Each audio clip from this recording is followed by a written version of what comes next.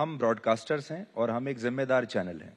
हम हर बात on air नहीं कह सकते, लेकिन जो एक यूट्यूबर होता है वो कुछ भी कह सकता है, वो कैसी भी भाषा का इस्तेमाल कर सकता है। तो बहुत बार हम उससे मुकाबला नहीं कर सकते। हो सकता है उसको ज्यादा व्यूज मिले हमसे। क्या यही समस्या आप भी महसूस करते हैं? नहीं, ऐसी समस्याएं जरूर महसूस करता हूं, लेकिन एक बात ध्यान में रखिएगा कि ऊंचे प्रिंसिपल्स लेकर के चलने पर अल्टीमेटली आपकी ही रीच बढ़ती है, कोई छोटे व्यक्ति की रीच नहीं बढ़ सकती है। इस बात को भी आप ध्यान में रखें। तो और आप बंधे हुए हैं, अच्छी बातों के लिए बंधे हुए हैं, लोगों को मालूम है। अब क्रेडिबल चीजों में लोग क्रेडिबिलिटी को बहुत ध्यान देते हैं। क्रेडिबिलिटी को हम और लोगों के बीच में ठीक ढंग से ले जाएं, ये हमारी जिम्मेवारी है। हमारा कम्युनिकेशन लेवल ज्यादा अच्छा हो, ये हमारी जिम्मेवारी है। बहुत जगह तक हमारी रीच नहीं हुई है, वहां तक पहुंचाना हमारी जिम्मेवारी है। बहुत से सेक्शंस ऑफ द सोसाइटी हमको जरा कुछ इनहिबिशंस के साथ देखते होंगे, उनके इनहिबिशंस को तोड़ना ये हमारी जिम्मेवारी है। देखिए, and all this is for the nation. जी, अब आम आदमी पार्टी एक राष्ट्रीय पार्टी बन गई है। अब उनके पंख और ज्यादा बड़े हो जाएंगे, सपने और ज्यादा बड़े हो जाएंगे। और 2024 का लोकसभा चुनाव अब ज्यादा, आपने तो आज से ही तैयारी शुरू कर दी है उसकी।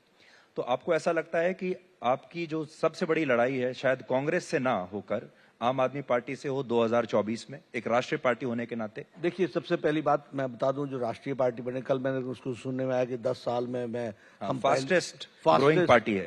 अब ये देखिए, इनको कुछ जानकारी नहीं है।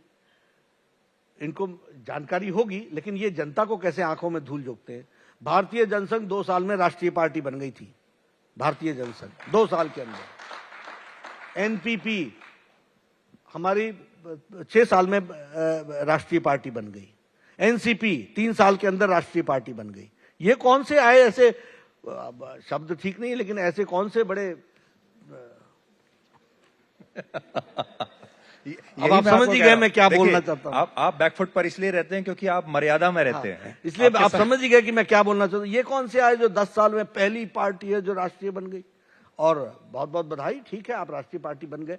देखिए, मेरा ये कहना है, कोई भी लड़ने आएगा, भारतीय जनता पार्टी सब विचारों के आधार पर और सबका साथ, सबका विकास, सबका विश्वास, इस मूल मंत्र को लेकर के किसी से भी लड़ने के लिए तैयार रहती है। ये उनके ऊपर डिपेंड करता है कि वो कहां करेंगे। हाँ, मैंने आपको उनकी जमानत जब्त होने की रिकॉर्ड आपके सामने रख दी है। 2024 में वो ये सिनेरियो भी देखना चाहते हैं, तो भारत की जनता भी तैयार है और हम भी तैयार हैं, इतना मैं जरूर कहना चाहूंगा। आपने देखा होगा, इस समय सबसे ज्यादा मुख्यमंत्री क्षेत्रीय पार्टियों के हैं भारत में, आपसे ज्यादा। और जब जब बीजेपी कांग्रेस से लड़ती है तो आप बहुत आसानी से जीत जाते हैं, लेकिन जब आप क्षेत्रीय पार्टियों से लड़ते हैं, जिसमें अभी हम आम आदमी पार्टी को भी शामिल कर रहे हैं, तब आपको दिक्कत होती है। क्या आपको अपनी स्ट्रैटेजी बदलने की जरूरत है? नहीं, देखिए, आपने एक बड़ा सीरियस पॉलिटिकल साइंस का क्वेश्चन पूछा, जो मैं पॉलिटिक्स समझता हूं।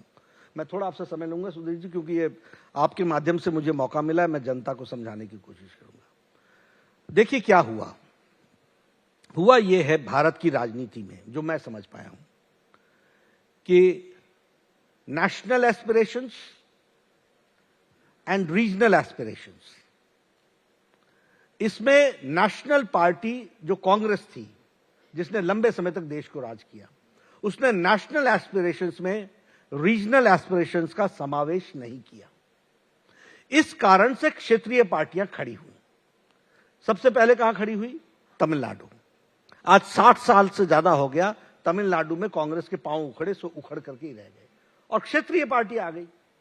क्यों? क्योंकि हमने तमिलनाडु के रीजनल एस्पिरेशंस को नहीं समझा और उन्होंने नॉर्थ साउथ के विषय को जैसे भी रखना था वो रख करके कर दिया। वहां से शुरू हुआ, धीरे धीरे करके। अगर हम देखें, उत्तर प्रदेश में आपकी सरकार थी, आप लंबे समय से राज कर रहे थे। एक परिवार की पार्टी, एक व्यक्ति ने आपको उखाड़ करके, कास्ट अलायंसेस करके आपको उखाड़ करके फेंक दिया और आप वहां से चले गए। वहां पर समाजवादी पार्टी आ गई। उसी तरीके से रीजनल और कास्ट सिचुएशन को वो नहीं समझ पाए, बीएसपी पैदा हो गई।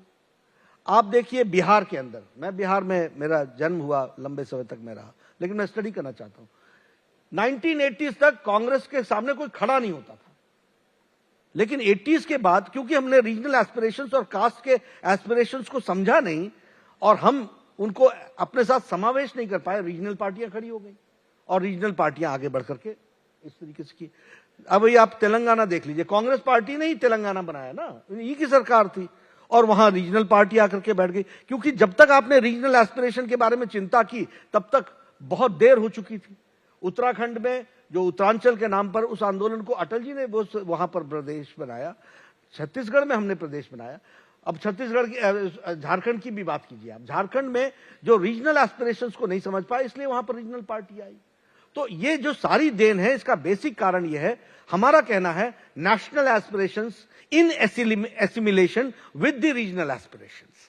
आपको रीजनल एस्पिरेशंस को संभाल करके रखना ही पड़ेगा, उसकी रिस्पेक्ट करनी पड़ेगी, उसको दिखना चाहिए कि हमारे गांव से लेकर के देश तक की चिंता करने वाला व्यक्ति है। और ये आदरणीय प्रधानमंत्री जी ने इसको रिवर्स किया। अगर यूएनओ में गए तो उन्होंने तमिल की कविता पढ़ी, वहां पर हमारे तमिल लिटरेट्स टॉप लोगों के बारे में चर्चा की। अगर वो देश दुनिया में कहीं गए तो कोई उन्होंने गिफ्ट दिया तो वो प्रोडक्ट दिया जो हमारे हाथों से जुड़ा हुआ था। आज नॉर्थ ईस्ट का मेन स्ट्रीमिंग हुई है कि नहीं हुई है? इससे पहले क्या बोलते थे, तुम कहां से आए हो, इस तरह की भाषा का इस्तेमाल होता था। और वो भी बोलते थे मैं इंडिया गया था, मैं दिल्ली गया था। आज मेन स्ट्रीमिंग हुई है। प्रधानमंत्री जी 50 बार से ज्यादा, 50 टाइम्स से ज्यादा नॉर्थ ईस्ट गए हैं। ये फर्स्ट प्रधानमंत्री हैं जिन्होंने नॉर्थ ईस्ट को इतना जोड़ने का प्रयास किया। तो हम लोगों ने रिवर्स किया ही किया है। और मेरा ये मानना है, और मैं फिर इसमें आपको बताऊं, जो लोगों ने उसको गलत ले लिया और कहा कि हमारे जेपी नड्डा ने कहा कि ये सारी पार्टियां समाप्त हो जाएंगी, नहीं। लेकिन मेरा ये कहना है अब ये रीजनल पार्टी भी नहीं रह गई हैं। आप स्टडी कीजिए, ये रीजनल पार्टी से फैमिली पार्टीज बन गई। और स्लो एंड स्टेडीली आप देखिएगा, फैमिली पार्टीज बनोगे, अनसाइंटिफिक होगे, आपका समाप्त होना है तय ही होगा। आप रह नहीं सकते। कभी चाचा भतीजा की लड़ाई होगी, कभी इसकी लड़ाई होगी, कभी उसकी लड़ाई होगी। ये अब आप वेस्ट बंगाल की बात लीजिए, क्या था? वेस्ट बंगाल तो आपके हाथ में था। टीएमसी कहां से आई? आपसे ही निकल करके आई। रीजनल एस्पिरेशंस को आप नहीं समझ पाए, वहां पर रीजनल पार्टी बन करके खड़ी हो गई। अब वो रीजनल पार्टी भी अब फैमिली पार्टी बन गई, वन मैन पार्टी बन गई और परिवार की पार्टी बन गई। चलिए, हम तो स्टडी करते रहते हैं, लेकिन हम रिवर्स करेंगे।